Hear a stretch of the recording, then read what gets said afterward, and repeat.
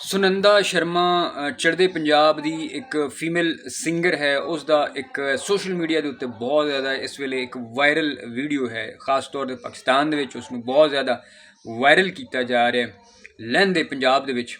ਉਸ ਦੀ ਵਜ੍ਹਾ ਇਹ ਹੈ ਕਿ ਸੁਨੰਦਾ ਸ਼ਰਮਾ ਨੇ ਉਸ ਦੇ ਉੱਤੇ ਲਿਖਿਆ ਸਰੈਕੀ ਸੌਂਗ। ਸੁਨੰਦਾ ਸ਼ਰਮਾ ਨੇ ਲਿਖਿਆ। ਇਸ ਤੋਂ ਪਹਿਲੇ ਇੱਕ ਹਨੀ ਸਿੰਘ ਨੇ ਵੀ ਇੱਕ ਕੋਈ ਗੀਤ ਹੈ ਸੀ ਸਾਡੀ ਜੰਗ ਦਾ ਨਦੀਮ ਅਬਾਸ ਲੂਣੇ ਵਾਲਾ ਹੈ, ਉਸ ਦਾ ਕੋਈ ਗਾਣਾ ਸੀ ਔਰ ਉੱਤੇ ਉਸਨੇ ਲਿਖਿਆ ਹੋਇਆ ਸੀ ਸਰੈਕੀ ਸੌਂਗ। ਹੁਣ ਇਹ ਜਿਹੜੇ ਚੜ੍ਹਦੇ ਪੰਜਾਬ ਦੇ ਸਾਡੇ ਦੋਸਤ ਜਿਹੜੇ ਗੁਲੂਕਾਰ ਨੇ, ਖਾਸ ਤੌਰ 'ਤੇ ਚਾਹੇ ਫੀਮੇਲ ਸਿੰਗਰਸ ਨੇ ਜਾਂ ਮੇਲ ਸਿੰਗਰਸ ਨੇ ਜਾਂ ਕੋਈ ਵੀ ਜਾਂ ਕੋਈ ਆਮ ਕੋਈ ਸਰਦਾਰ ਭਾਈ ਨੇ, ਉਹਨਾਂ ਨੂੰ ਮੈਂ ਇਹ ਵੀਡੀਓ ਮੇਰਾ ਉਹਨਾਂ ਦੇ ਲਈ ਹੈ। ਤੁਹਾਨੂੰ ਪਤਾ ਹੈ ਜਾਂ ਨਹੀਂ ਪਤਾ ਇੱਕ ਵੱਖਰੀ ਗੱਲ ਹੈ, ਲੇਕਿਨ ਮੈਂ ਤੁਹਾਨੂੰ ਦੱਸ ਰਿਹਾ ਕਿ ਸਰੈਕੀ ਲਫ਼ਜ਼ ਜਿਹੜਾ ਹੈ 1962 ਤੋਂ ਬਾਅਦ ਪਾਕਿਸਤਾਨ ਪੰਜਾਬ ਦੇ ਵਿੱਚ ਇੰਟਰੋਡਿਊਸ ਕਰਵਾਇਆ ਗਿਆ ਤਾਂ ਕਿ ਪੰਜਾਬ ਨੂੰ ਤੋੜਿਆ ਜਾ ਸਕੇ, ਪੰਜਾਬ ਦੀ ਸ਼ਨਾਖਤ ਆਈਡੈਂਟੀਟੀ ਤੋੜੀ ਜਾ ਸਕੇ, ख़राब ਕੀਤੀ ਜਾ ਸਕੇ, ਪੰਜਾਬ ਨੂੰ ਉਸ ਦੀ ਜ਼ਬਾਨ ਨੂੰ ਛੋਟਾ ਕੀਤਾ ਜਾ ਸਕੇ।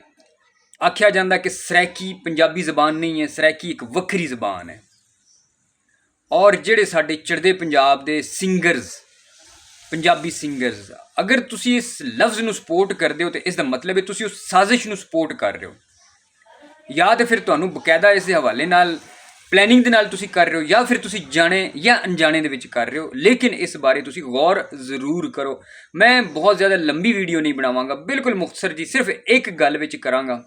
ਅਗਰ ਤੁਸੀਂ ਪੰਜਾਬੀ ਜ਼ਬਾਨ ਦੀ ਬਜਾਏ ਤੁਸੀਂ ਸਰੈਕੀ ਜਿਹੜਾ ਹੈ ਇਹ ਲਫ਼ਜ਼ ਵਰਤਦੇ ਹੋ, ਫਿਰ ਪਤਾ ਕੀ ਹੋਏਗਾ।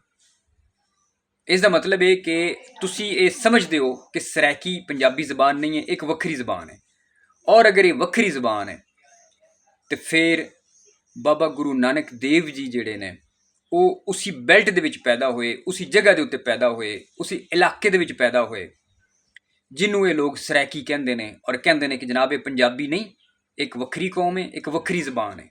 ਫਿਰ ਇਸ ਦਾ ਮਤਲਬ ਇਹ ਹੋਏਗਾ ਕਿ ਉਸ ਇਲਾਕੇ ਦੇ ਵਿੱਚ ਜਿਤਨੇ ਪੰਜਾਬੀ ਸੂਫੀਆ ਕਰਾਮ, ਜਿਵੇਂ ਵਾਰਿਸ ਸ਼ਾਹ ਵੀ ਉਸੇ ਇਲਾਕੇ ਦੇ ਵਿੱਚ ਹੀ ਪੈਦਾ ਹੋਏ ਨੇ, ਉਸੇ ਇਲਾਕੇ ਉਸੇ ਲਹਿਜੇ ਦੇ ਵਿੱਚ ਪੰਜਾਬੀ ਜ਼ਬਾਨ ਦੇ ਜਿਹੜਾ ਮੁੱਢਲਾ ਬੇਸਿਕ ਡਾਇਲੈਕਟ ਜਟਕੀ ਜੰਗੋਚੀ ਲਹਿਜਾ ਹੈ ਉਹਦੇ ਵਿੱਚ ਲਿਖਿਆ, ਔਰ ਉਹਦੇ ਨਾਲ ਬਿਲਕੁਲ ਰਲਦਾ ਮਿਲਦਾ ਡੇਰਵੀ ਮੁਲਤਾਨੀ ਜਿਹੜਾ ਪੰਜਾਬੀ ਜ਼ਬਾਨ ਦਾ ਲਹਿਜਾ ਹੈ ਉਹਦੇ ਵਿੱਚ ਕਈ ਸੂਫੀਆ ਕਰਾਮ ਨੇ ਲਿਖਿਆ।